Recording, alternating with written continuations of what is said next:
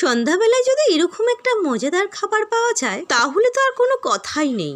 বেসনের ব্যাটারের সাথে পেঁয়াজ, লঙ্কা, কালো জিরে, রসুন, তার সাথে কর্নফ্লাওয়ার দিয়ে পরিমাণ মতো নুন, হলুদ দিয়ে ভালো করে ফেটিয়ে নিয়েছি।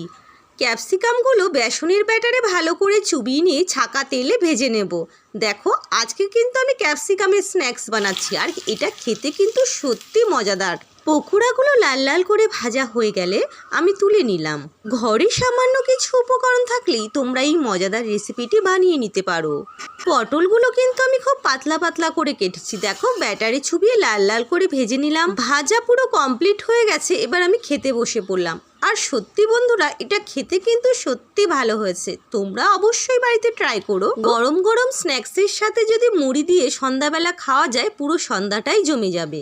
তোমরা কমেন্ট করে জানিও আজকের ভিডিওটি কেমন হয়েছে, আর চ্যানেলটি সাবস্ক্রাইব করতে ভুলো না।